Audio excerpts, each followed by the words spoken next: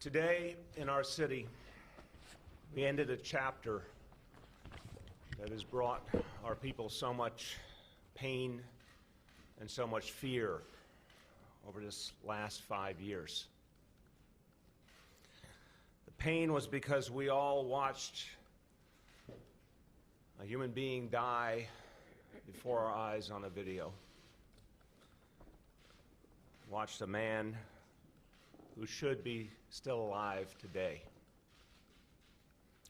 And it was so difficult for all of us to reconcile what we saw with what we must believe about law enforcement. Our officers are here to protect us, to keep us safe. And yet we watched a man die, an unarmed man. It caused so many people to ask, what if that was my brother right there in that situation? What if that was my son? What if that was my father? What if that was me? The fear was because for a long time people wondered if we would be left without justice. The place that we had turned for generations to, a place that was synonymous with making things right, failed us. The United States Department of Justice, absent and unwilling to act, even to come to any decision for 5 long years. But today, we have finally seen justice done. Today, we saw the NYPD's own disciplinary process act fairly and impartially. For years, people have questioned whether a police department can provide justice for all, and we watched a fair and impartial trial. We watched an objective decision by a deputy commissioner of the NYPD, affirmed by the first deputy commissioner and affirmed by the police commissioner. Justice has been done. And that decision has resulted in the termination of Officer Pantaleo.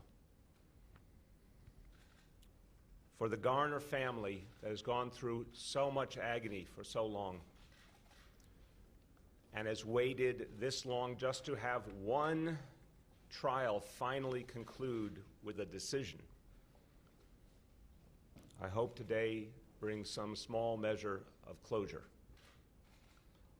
Today will not bring Eric Garner back, but I hope it brings some small measure of closure and peace to the Garner family. Now we have to look beyond this tragedy because our city is at a pivotal moment. And I'm reminded of what Dr. King taught us, paraphrasing him, in moments of suffering or difficulty, there are 2 ways we can respond. We can react with bitterness and division, and we can be trapped by the sins of our past. Or we can transform the suffering into progress. We can find redemption.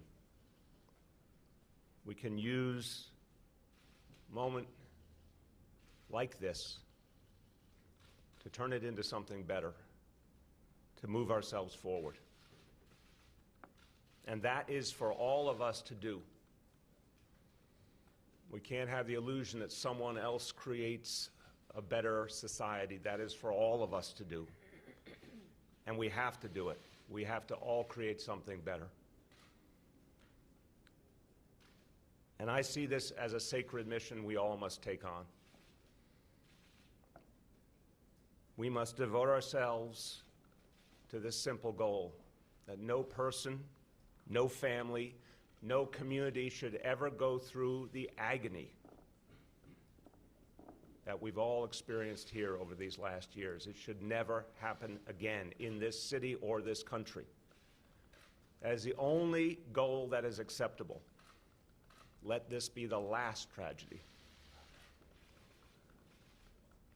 To actually get there, we all have to confront our history honestly. And it's not a history that we can always be proud of. It's something that we have to own up to and deal with. But I know that the NYPD of today is a different institution than it was just a few years ago. I know the NYPD has changed profoundly. I know that members of the NYPD learned the lessons of this tragedy. They acted on it. They did something about it. It is a beginning, but we have a lot more to do, and the change has to get deeper and deeper. And that is not a top-down enterprise. That is for all of us to do. So I want to say to our police officers, and I say this at every graduation ceremony, you made a choice, a good and noble choice to serve others, to protect others. You did it because you want to help people. That's why people join the NYPD. It is extremely demanding work. I know that, and I want all New Yorkers to know that. And to our officers, a simple statement: we need you. And we need you to build deeper trust with all the people you serve. Because that is not only the right thing to do, it is the best way to keep everyone safe, officers and civilians alike. And I want to say to the people of our city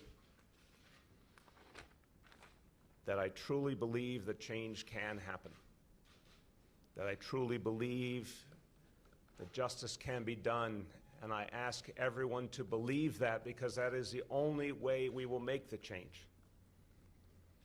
Today provides some evidence that there can be justice, but we have a lot more to do.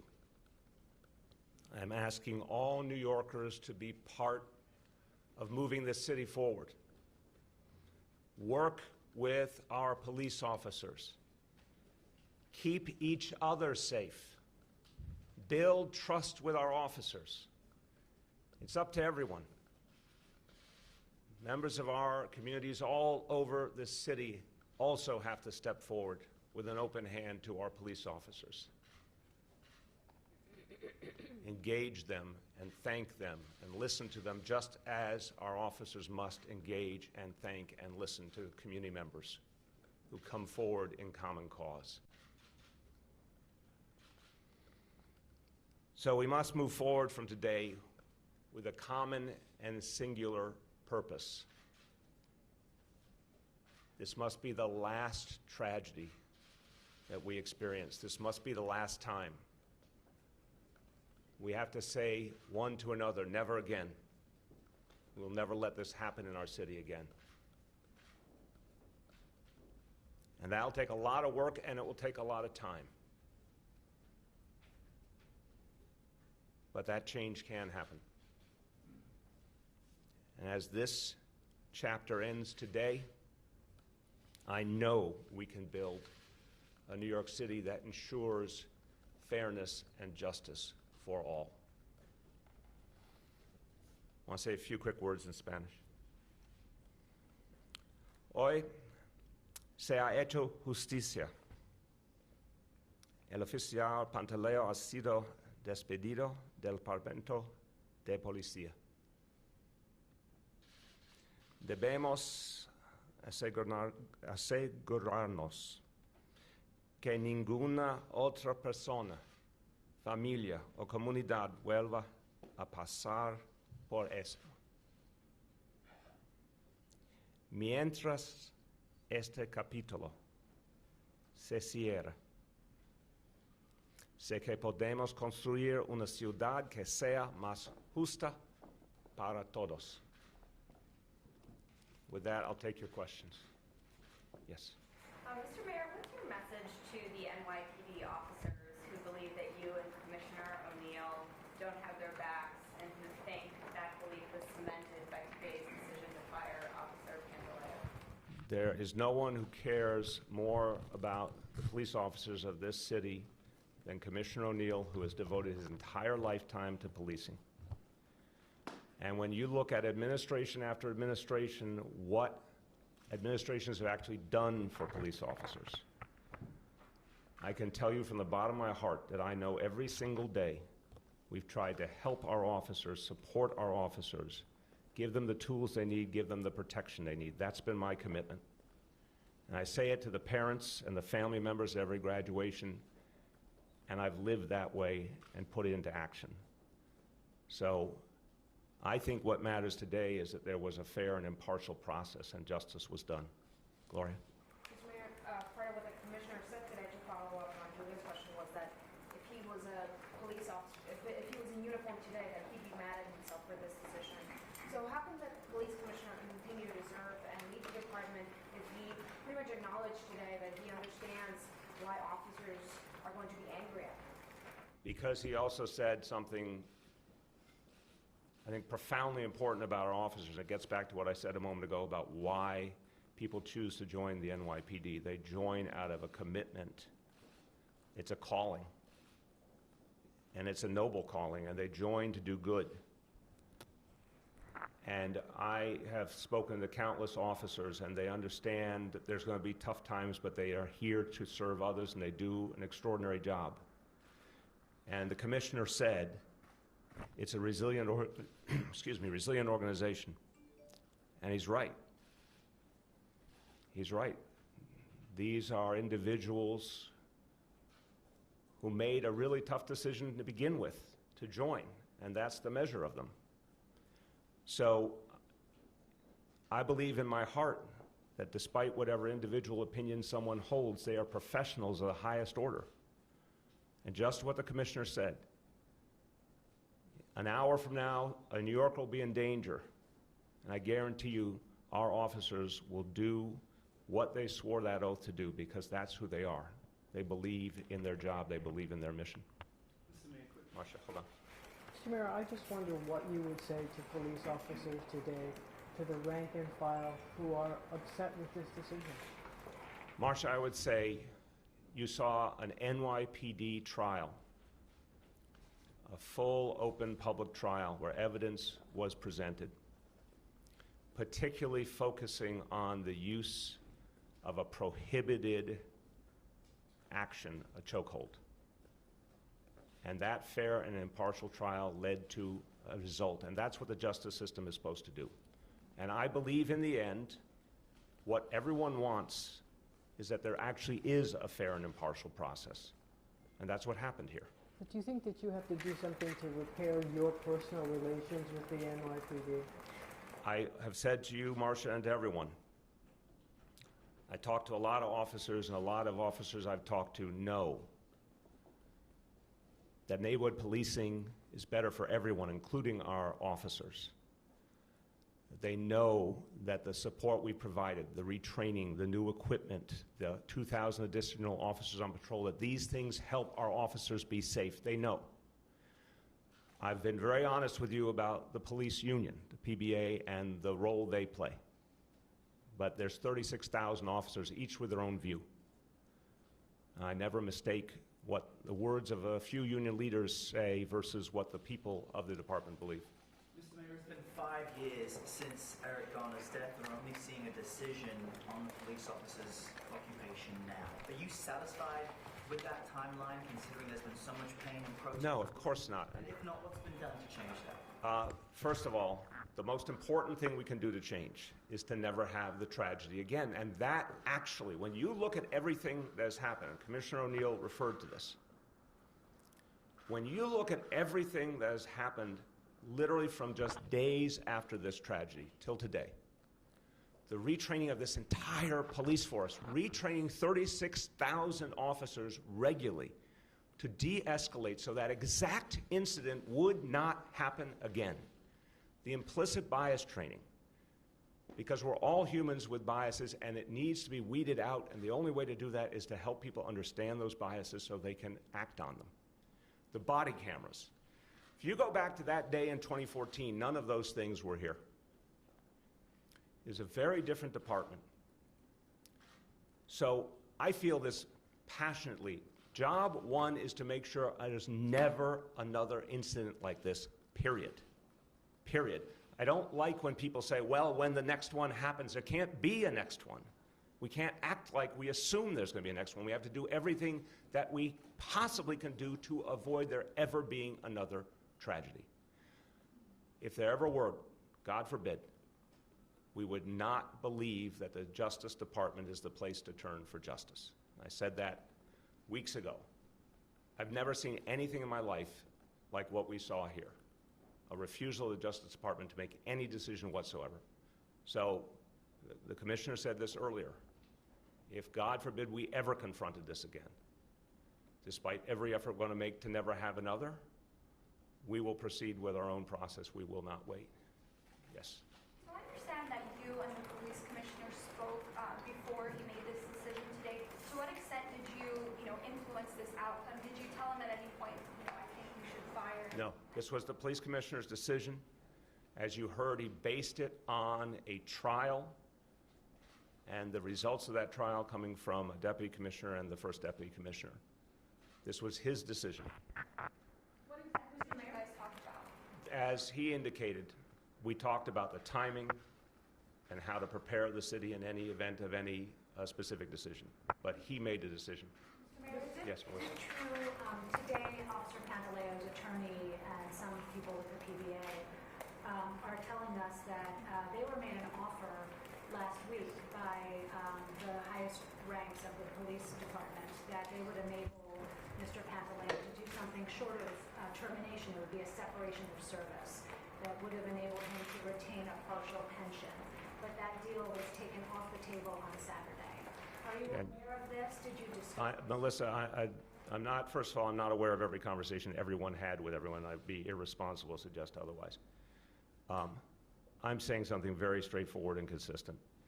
I have tremendous respect for Commissioner O'Neill. I have found him to be an extraordinarily fair-minded person in all the years I've known him.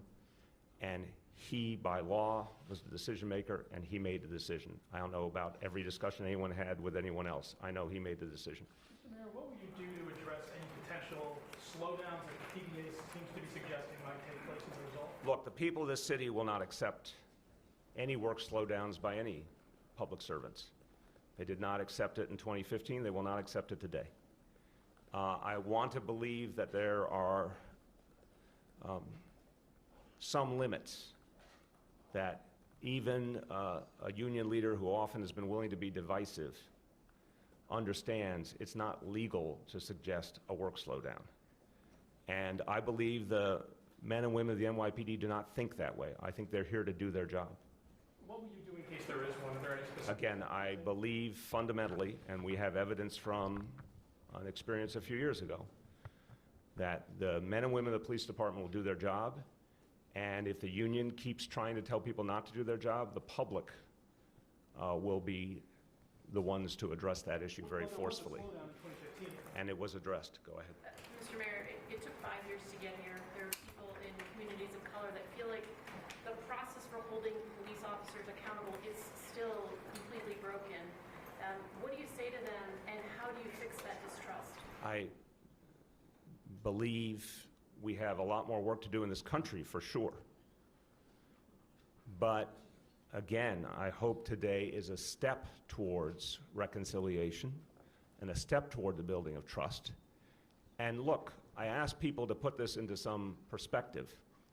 This was the NYPD's own process.